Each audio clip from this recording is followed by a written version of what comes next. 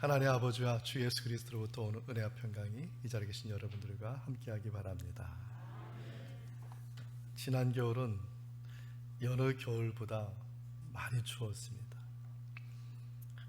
그런데 이제는 확연히 또 봄이 되었습니다.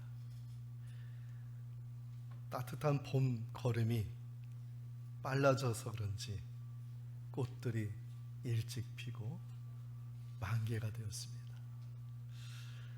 꽃이 핀 것은 꽃이 핀 거 있는데, 그런데 우리들의 마음에도 봄의 꽃들이 활짝 피어나는 것만 같습니다. 활짝 핀 꽃들의 그 마음처럼 이 시간 우리들의 마음의 문이 열리고 신앙의 꽃이 활짝 피는 시간이 되기를 바랍니다. 오늘은 고난주간이 시작된 날이면서 종려주일입니다. 종려주일은 이제 예수님이 고난을 받으시는 시작의 시점이라고 볼 수 있습니다. 이러한 시점에서 오늘 본문의 빌립보서 말씀은 우리들의 그러한 고난 가운데서 어떠한 신앙의 꽃과 열매를 맺어야 되는지 알려주는 말씀이라고 할 수 있습니다. 첫째로 사도 바울과 빌립보 교인들은 기쁨으로 충만한 꽃을 피워냈다는 것입니다. 본문의 4절 말씀을 우리 함께 읽겠습니다. 각각 자기의 일을 돌볼 뿐더러 또한 각각 다른 사람들의 일을 돌보아 나의 기쁨을 충만하게 하라. 아멘. 빌립보서는 주후 62년경에 사도 바울이 로마의 감옥에 갇혀서 있을 때에 빌립보 교회에 보낸 편지입니다. 빌립보 교회는 또한 어려움 중에 있었습니다. 그 어려움은 이후에 제가 말씀드리겠지만 빌립보 교회는 어려움 중에 있으면서도 불구하고 로마 감옥에 갇혀있는 바울에게 에바브라디도를 통해서 선물로 전달을 했습니다. 선물을 받은 바울은 또한 에바브라디도를 통해서 감사와 권면의 내용의 편지를 썼는데 이것이 바로 빌립보서라는 말씀입니다. 둘 다 어려운 상황에 있었습니다. 로마에 갇혀있는 사도 바울도 어려웠고 빌립보 교인들도 어려웠습니다. 그 어렵고 힘든 상황에서 선물을 주고 받으면서 서로가 기쁨이 충만했다는 것이죠. 그래서 저는 그들이 기쁨으로 충만한 꽃을 피워냈다고 말씀을 하고 있는 것입니다. 본문 이전에 나온 아름다운 마음을 같이 하라는 이 말은 무슨 말이냐면 바로 이 아름다운 마음을 같이 하라는 것인데, 이 마음을 어떠한 마음으로 하느냐? 바로 뒤에 나오죠. 사랑의 마음으로 마음을 같이 하라고 말하고 있습니다. 너의 마음, 나의 마음, 너의 사랑, 나의 사랑, 그의 사랑이 아니라 여기에서 말하는 사랑은 예수 그리스도의 사랑으로 마음을 같이 하라는 말씀입니다. 다시 말해서 빌립보 교인들이 많이 있으면 서로가 다른 마음을 갖고 있을 것인데, 그런데 하나의 마음을 가질 수 있는 근원이 뭐냐? 예수 그리스도의 사랑의 마음으로 하나가 될 수 있었다는 것이죠. 그 어려움 속에서 말입니다. 저는 우리 열림은 교회가 이러한 주님의 사랑으로 하나가 될 수 있음을 믿습니다. 구약성경에 보면 전혀 하나가 될 수 없는 사람들이 하나가 된 예가 나옵니다. 바로 다윗과 요나단의 이야기입니다. 요나단의 아버지 사울 왕은 다윗을 죽이려고 한 사람입니다. 그러면은 사울의 아들인 요나단은 누구의 편에 서야 되는 것이죠? 아버지의 편에 서야 되는 겁니다. 왜냐하면 다윗의 편에 서면 왕좌를 빼앗기기 때문에 당연히 자신의 이득을 생각하면 아버지 편에 서는 게 마땅합니다. 그런데 요나단은 누구의 편에 싸웠습니까? 다윗 편에 섰습니다. 다윗 편에 서서 오히려 다윗을 섬기고 다윗을 도와주었어요. 그것도 부족해서 하나가 되었어요. 하나. 이것을 누가 질투하고 시기했습니까? 사울 왕이 시기 질투한 것이죠. 그들이 하나가 될 수 있었던 것은 다른 게 아닙니다. 하나님의 사랑을 품었기 때문에. 요나단도 하나님을 사랑하는 그 사랑을 품고 다윗을 보았고, 다윗도 하나님의 사랑하는 그 마음으로 요나단을 보고 사울 왕을 보았기 때문에 다윗이 마지막까지 사울 왕에게 어떻게 했어요? 배신하지 않고 충성을 다하지 않았습니까? 예수님도 제자들이 하나가 될 수 있는 힘이 어디에 있느냐? 주님을 사랑하는 그 사랑으로 하나가 될 수 있다고 말씀하고 있습니다. 요한복음 13장 34절과 35절 말씀을 함께 읽겠습니다. 새 계명을 너희에게 주노니 서로 사랑하라. 내가 너희를 사랑한 것 같이 너희도 서로 사랑하라. 너희가 서로 사랑하면 이로써 모든 사람이 너희가 내 제자인 줄 알리라. 아멘. 내가 너희를 사랑한 것 같이 너희도 서로 사랑하라. 주님의 사랑으로 서로 사랑하면 하나가 되고, 하나가 될 때에 주님이 주시는 기쁨이 충만한 꽃을 피워낼 수 있다는 것입니다. 우리 열림은교회 이런 아름다운 기쁨의 꽃을 피워내는 은총이 함께하기를 주님의 이름으로 축원드립니다. 우리 함께 우리 옆에 있는 분에게 인사해 보겠습니다. 기쁨의 꽃을 피워냅시다. 기쁨의 꽃을 피워냅시다. 한 번 더 우리 인사해 볼까요? 우리 모두 하나가 됩시다. 하나가 됩시다. 주님의 사랑으로 사랑하면 능히 하나가 되고 기쁨의 꽃을 또 피워낼 뿐만 아니라 하나님께 칭찬받는 우리 열린문교회 될 줄 믿습니다. 성경에 또 보면은 열매를 보아야 그 나무를 안다고 말하고 있습니다. 다시 말해서 우리들이 어떤 마음을 품느냐에 따라서 우리가 하나님이 바라는 꽃과 열매를 맺을 수가 있다는 것입니다. 바울은 우리들이 어떤 마음을 품어야 되느냐? 오늘 본문에서 말합니다. 그리스도의 마음을 품어라.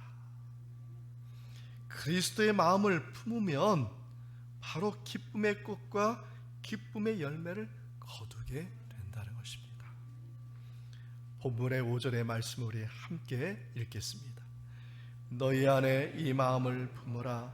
곧 그리스도 예수의 마음이니. 마음이란 어떤 마음이느냐? 오늘 본문에 말합니다. 남을 나보다 더 중하게 섬기는 마음. 또 말합니다. 자기의 일에 최선을 다하지만 다른 사람의 일을 돌볼 수 있는 마음. 그럼 이러한 마음이 무엇이냐?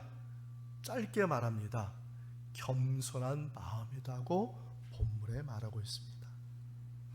겸손한 마음이 무엇인지는 더 이상 말할 필요가 없이 사도 바울이 다 설명을 했습니다. 남을 나보다 더 중하게 여기는 것이고, 내 일을 최선을 다하지만은 다른 사람도 돌볼 수 있는 그런 마음을 겸손한 마음이라고 말합니다. 근데 본문에 겸손한 마음을 가지라고 했는데 이 가지라는 것은 분위기에 있어서 겸손하거나 감정에 의해서 겸손한 것이 아닙니다. 일시적으로 남에게 보이는 겸손을 말하는 것이 아니라 지속적으로, 계속적으로, 변함없이, 끊임없이 겸손한 마음을 가지라고 말하고 있다는 것이죠. 그럼 이렇게 지속적으로, 끊임없이 변함없는 겸손한 모습과 태도를 보이신 분이 누구냐? 그분이 바로 예수 그리스도라는 것입니다. 그래서 그리스도의 마음을 품으라는 겁니다. 본문의 6절에서 8절까지의 말씀을 함께 읽겠습니다. 그는 근본 하나님의 본체시나 하나님과 동등됨을 취할 것으로 여기지 아니하시고 오히려 자기를 비워 종의 형체를 가지사 사람들과 같이 되셨고 사람의 모양으로 나타나사 자기를 낮추시고 죽기까지 복종하셨으니 곧 십자가에서 죽으심이라. 아멘. 예수님께서는 하나님 자리에서부터 겸손했다는 거예요.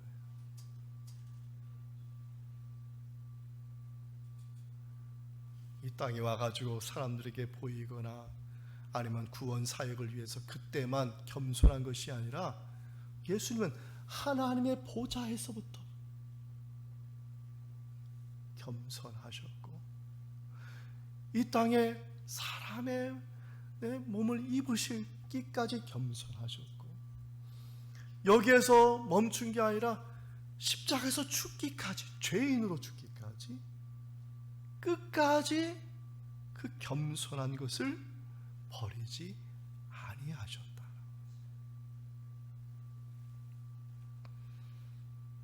예수님의 겸손은요, 변하지 않는 겸손.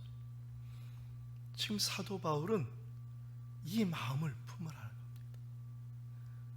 분위기가 그러니까 내가 겸손해야지가 아니고, 내가 감정이 그러니까 겸손해야지가 아니라, 예수 그리스도를 믿는 그리스도인이 되었으면, 그렇게 태어났으면 처음부터 끝까지 겸손하라는 겁니다. 예수님의 겸손이 있었기 때문에 저와 여러분이 구원받은 줄 믿습니다.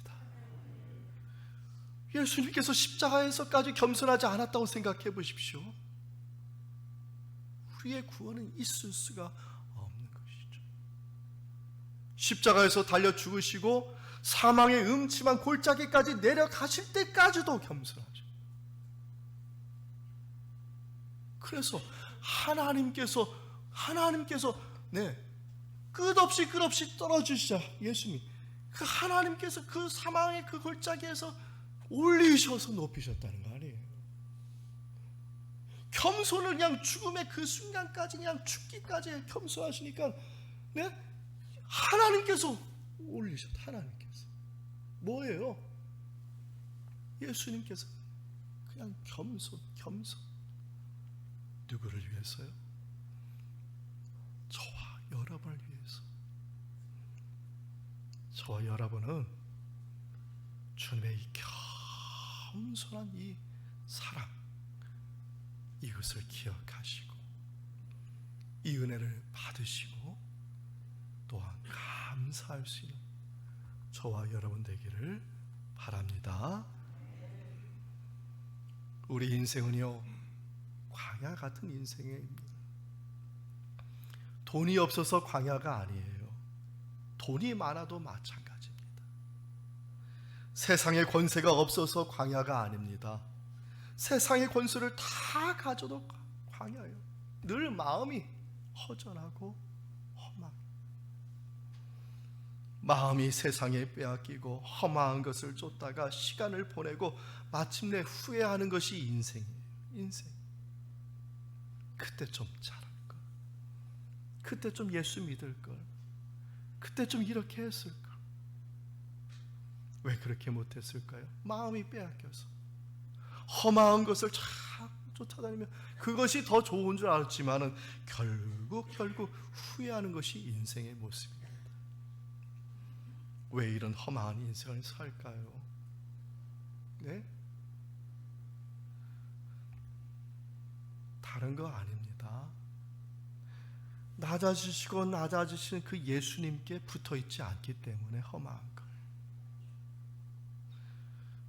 예수님이 낮아지는 게 나는 싫거든. 나는 높임 받고 싶고 교만해져가지고. 예수님께서 그렇게 하는 건 난 싫어요. 나를 구원해 준 건 좋은데 어느 순간에 교만이 들어와가지고 내가 우상이 되고 내가 바라는 것만 자꾸 쫓아가게 돼요. 그럼 어떻게 됩니까? 예수님께 붙어있는 가지를 잘라버리는 거죠. 나 혼자도 잘하고 나 혼자도 잘 살 수 있다 생각하지만 결국 허망하고 허망한 인생을 살 뿐인 것입니다. 사랑하는 성도 여러분, 예수님이 낮아지시면 예수님께 낮아지시는 대로 붙어 있으면 돼요. 그것이 저와 여러분의 살 길인 줄 믿습니다. 그래서 요한복음 15장 5절에 말씀하고 있지 않습니까? 함께 우리 읽겠습니다. 나는 포도나무요 너희는 가지라. 그가 내 안에 내가 그 안에 거하면 사람이 열매를 많이 맺나니 나를 떠나서는 너희가 아무것도 할 수 없음이라. 아멘. 이 포도나무가 어떤 포도나무냐? 한없이 낮아지고 낮아지는 포도나무. 그런데 거기에 붙어 있어야지 인생은 살게 되어 있고 험한 인생을 쫓지 않게 된다는 겁니다. 사람들은 우리들을 그리스도인이라고 부릅니다. 그리스도인은 뭐 하는 삶입니까? 예수님을 따라가는 사람을 크리스찬, 그리스도인이라 부르는 겁니다. 그런데 우리는 간혹 예수님을 따르는 제자로서 예수님께 붙어 있지 않습니다. 왜 붙어 있지 않습니까? 교만해져서 그렇죠. 교만의 우상이 가지를 잘라버리게 하는 것이죠. 그렇게 험한 인생을 산 사람이 바로 구약에 나온 솔로몬 왕이 아니겠습니까? 다윗이 이룬 엄청난 그 부귀영화를 물려받은 사람이 솔로몬이고 하나님으로부터 지혜를 받은 사람이 솔로몬이에요. 그와 같이 부족한 사람이 어디 있습니까? 그런데 그가 나중에 뭐라고 고백합니까? 헛되고 헛되고 헛되고 헛되다.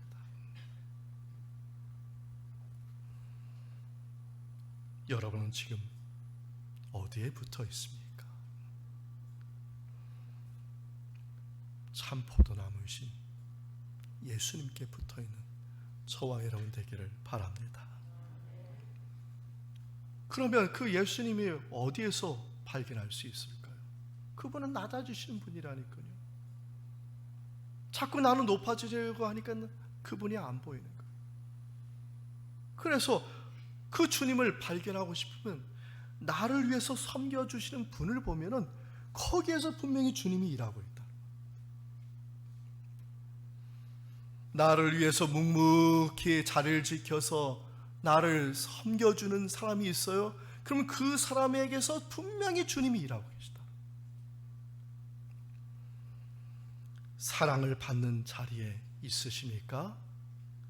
그러면 여러분을 사랑해 주는 그 사람을 통해서 주님이 일하고 계시다. 가끔 자녀들이 이런 말을 합니다. 엄마 아빠는 하나님은 잘 믿어서 모르겠는데 나는 하나님이 어디 있는지 잘 모르겠어. 하나님 보이지도 않는데 하나님 어디 있어? 이렇게 물어볼 때가 있어요. 그때 이렇게 말하세요. 너가 사랑받을 때, 너가 섬김을 받을 때, 그때 하나님이 너를 사랑하고 섬겨주셨어. 엄마 아빠가 너를 사랑한 게 아니라 엄마 아빠를 통해서, 엄마 아빠가 너를 사랑할 때 하나님이 너를 사랑하고 섬긴 거야. 그래서 하나님은 살아계시고 역사하시고 엄마 아빠의 인생도 인도하시고 너의 인생도 그렇게 인도하실 거야. 할렐루야. 주님은 낮은 자리에 가십니다. 사도 바울이 이 진리를 깨달은 것이죠. 감옥에 가서 갇혔는데 그가 누구를 보았느냐? 그곳에 함께 하시고, 그곳에서 자기를 사랑하시고, 그곳에서 자기를 위로하시고 섬겨주신 주님을 발견한 거예요. 그 말씀이 빌립보서 4장 12절과 13절 말씀. 우리 함께 읽겠습니다. 나는 비천에 처할 줄도 알고 풍부에 처할 줄도 알아. 모든 일 곧 배부름과 배고픔과 풍부와 궁핍에도 처할 줄 아는 일체의 비결을 배웠노라. 내게 능력 주시는 자 안에서 내가 모든 것을 할 수 있느니라. 아멘. 그곳에서 주님이 있다는 걸 발견하니까 믿음이 생기는 것이죠. 그래, 주님이 여기 있으니 내게 능력 주시는 자 안에서 내가 모든 것을 할 수 있다. 이 엄청난 고백을 사도 바울이 한 것이고, 이것을 누구에게 전해준 겁니까? 빌립보에 있는 성도들에게. 너희에게 있는 주님이 너를 섬겨주시니 너희도 믿음으로 능치 못한 하나님의 은혜를 받을 것이다. 이 자리에 계신 여러분에게 이러한 믿음과 은혜가 함께하기 바랍니다. 중요한 것은 이 기쁨은 사람이 만든 것이 아니라 하나님이 만들어 주셨다는 것입니다. 마치 예수님께서 낮아지고 끝까지 겸손할 때 하나님이 그를 높여주시고 그의 이름을 영광스럽게 하여 오늘 본문의 말씀 아니겠습니까? 높여주시기와 같이 하나님이 우리를 그렇게 만들어 주신다는 것. 오늘 본문의 9절부터 11절 말씀을 함께 읽겠습니다.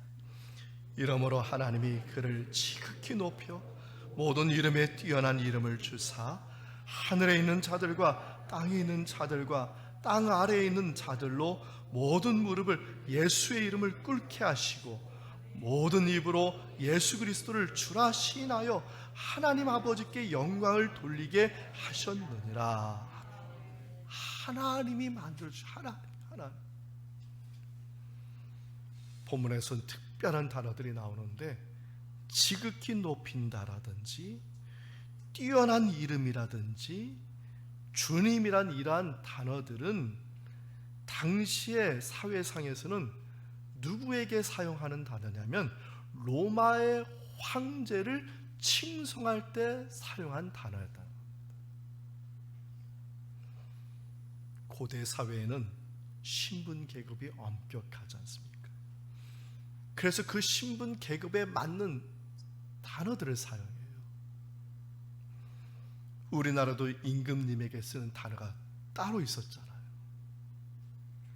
얼굴을 말하는 단어 따로, 귀를 말하는 따로, 이렇게 말하지 않잖아요. 양반이면 양반 계급에 맞는 단어가 있고 하층민이면 하층민에 맞는 단어를 썼던 거예요. 오늘 이 단어들은, 지금 나온 단어들은 황제에게 쓰는 단어.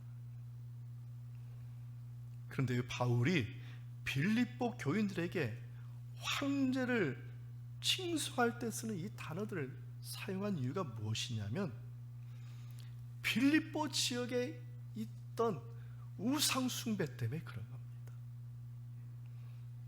특별히 빌립보 지역은 어떤 우상 숭배가 횡행했냐면은 황제 숭배가 엄청나게 횡행했던 거예요. 황제를 신으로 숭배하는 겁니다. 다른 지역보다도 이 빌립보 지역은 더 심했다는 겁니다. 왜냐하면 이 빌립보 지역은 초대 로마의 황제였던 아구스투, 여러분이 잘 아는 옥타비아누스 이 황제가 재건한 도시 있는데 로마의 내전이 있을 때 이 빌립보 전투가 있었어요. 이 빌립보 전투에서 승전한 군인들에게 이 빌립보 지역을 그냥 선물로 준 거예요. 그럼 그 빌립보 지역에 사는 사람 누구예요? 황제로부터 선물을 받은 군인들, 귀족들이 그곳에 땅을 받은 것이죠. 그래서 이 사람들은 어느 지역보다도 더 심하게, 더 극렬하게 황제를 주님으로 구세주로 숭배하고 있었던 것입니다. 누구하고 지금 싸움이 있습니까? 황제 숭배하는 빌립보 시민들과, 아니다, 예수님이 주님이라고 믿고 있는 빌립보 교인들 간의 대립이 있어. 표면적으로 누가 이기고 있어요? 빌립보 시민들이 이기고 있었고, 빌립보 시민들이 빌립보 교인들을 억누르고 있었던 것이죠. 한마디로 말하면 빌립보 교인들도 감옥에 갇혀있는 사도 바울과 같은 영적인 싸움을 하고 있었던 것입니다. 예수님을 주님으로 믿고 사느냐, 아니면 예수님이 주님임을 부인하고 사느냐, 이 영적인 싸움 속에서 바울이나 빌립보 교인 모두가 다 억압받는 상황에서 고통받고 있었다는 것입니다. 중요한 것은 그럼에도 불구하고 이 사람들은 기쁨으로 충만해 있었다는 것이죠. 할렐루야. 지금 이 자리에 계신 분 중에 영적인 싸움을 하신 분도 있고, 육체적인 연약함 가운데 싸우시는 분도 있고, 마음의 어려움 속에 싸우시는 분도 있을 것입니다. 그러나 예수 그리스도를 주로 믿고 의지하고 사시는 분이 있다면 그분에게 주님께서 주시는 기쁨과 위로와 또한 그 믿음의 싸움에서 승리할 수 있도록 역사하여 주실 줄 믿습니다. 누가 주시는 거예요? 하나님이 주시는 것입니다. 이것이 예배라는 거고, 이것이 성례전이라는 뜻입니다. 우리가 떡과 포도주를 예수님이 실제하는 가운데 믿음으로 받잖아요. 어떤 사람은 믿음으로 받고 어떤 사람은 믿음으로 받지 않아요. 그럼 누구에게 이 실제하신 예수님이 역사하느냐? 믿음으로 받는 사람에게 실제한다는 겁니다. 그러니까 우리가 떡과 포도주를 받을 때 나의 주, 나의 예수님, 내 안에 오십시오. 내 안에 오셔가지고 내 안에 있는 것들은, 나쁜 것들은 다 가져가시고 주님이 주시는 은혜와 기쁨으로 충만하게 해줄 줄 믿습니다. 할렐루야. 그 믿음으로 받는 자에게 떡과 포도주가 유효합니다. 우리는 이것을 행복한 교환이다, 신학적으로 말합니다. 여러분 십자가를 보실 때 어떤 느낌이 드십니까? 평강이 오잖아요. 십자가를 보고 예수 교회에 딱 들어오면 십자가를 보자마자 은혜가 와요. 십자가를 보는 사람이, 어떤 사람은 눈물을 흘려요. 그 눈물과 그 은혜와 그 기쁨 누가 주는 거예요? 주님이 주는 거예요. 왜 십자가는 사형도구인데 왜 십자가를 보면 왜 내 마음속에 은혜가 들고 내 마음속에 기쁨이 들고 내 삶과 환경과 처지는 전혀 생각나지 않고 주님이 주실 것만 생각하는 거예요. 그게 성령께서 내 안에서 역사하는 거예요. 나에게 있는 것은 다, 나쁜 것은 가져가시고 심지어 죄까지 주님이 가지고 있는 그 생명과 은혜와 좋은 것을 우리에게 베풀어 주신다는 것이죠. 예배란 용어가 영어로 고테스트 딘스트라고 이렇게 말합니다. 꽃이란 말은 하나님이란 뜻이고, 딘스트란 말은 봉사한다, 섬긴다 이런 뜻입니다. 이 고테스트 딘스트란 이 말을 신학자들은 어떻게 해석을 하느냐? 하나님을 섬긴다 라고 해석하는 사람은 단 한 사람도 없습니다. 우리가 예배를 뭐라고 얘기해요? 하나님을 섬기기 위해서 온다 이렇게 얘기하잖아요. 근데 예배란 용어 고테스 딘스트는 하나님을 섬긴다라고 해석하는 신학자는 한 사람도 없어요. 그럼 이 고테스 딘스트가 어떻게 해석하느냐? 하나님이 섬겨 주신다. 영어로 예배를 뭐라고 얘기합니까? 워십이라고 이렇게 하죠. 워십이란 말은 words, 가치 있는 것, ship, 합친 거예요. 가장 가치 있는 것. 그럼 예배를 뭐라고 얘기해요? 가장 가치 있는 것을 드린다라고 해석하지 않습니다. 가장 가치 있는 것을 받는 장소, 받는 시간, 그게 바로 예배라는 뜻. 여러분, 지금 이 자리에서 예배 드리는 삶과 지금 밖에서 예배 드리지 않는 삶과의 차이는 뭐예요? 하나님이 주시는 정말 최고의 은혜와 선물 저와 여러분에게 주신 줄 믿습니다. 가장 가치 있는 것이 저와 여러분에게. 성례절은 뭐예요? 예수님이 가장 가치 있는 떡과 포도주, 그 몸과 피를 우리에게 주시는 그 의미가 아니겠어요. 그래서 영어로 월십 말고도 또 단어로 예배라는 표현을 하죠. 서비스라고 얘기해요. 서비스란 뜻이 뭡니까? 섬긴다, 봉사하다. 그 뜻은 뭐예요? 하나님이 섬겨 주신다. 중요한 것은 예배는 어떤 자느냐? 하나님께서 우리를 섬겨주신 세상에서 가장 귀하고 아름다운 자리라는 겁니다. 할렐루야. 그래서 누구든지 예배에 오면 되는 거예요. 돈이 없어도 상관이 없어요. 마음에 상처가 있어도 상관없어요. 누구든지 예배에 자리에 오면 하나님이 섬겨주신다는 거예요. 하나님께서 여러분에게 가지고 있는 그 가장 나쁜 것, 죄를 가져가시고 가장 좋은 의, 칭의, 의로움을 저와 여러분에게 베풀어 주신 자리가 바로 예배의 자리이기 때문에 우리들만 예배에 오지 마시고 저와 여러분에게, 또한 가족들에게, 자녀들에게, 주변에 있는 사람들 누구든지 예배에 초청하셔서 그 사람들이 다 하나님의 이러한 섬겨주신 은혜를 받고 또한 구원받고 하나님께 영광 돌리는, 정말 예배가 기쁨이 충만한, 주님이 주신 기쁨으로 충만한 그러한 장소가 되고 시간이 되는 저와 여러분이 드리는 예배가 되기를 주님의 이름으로 축원드립니다. 오늘은 종료주일입니다. 고난주간이 시작되는 겁니다. 고난주간은 뭐하는 주간입니까?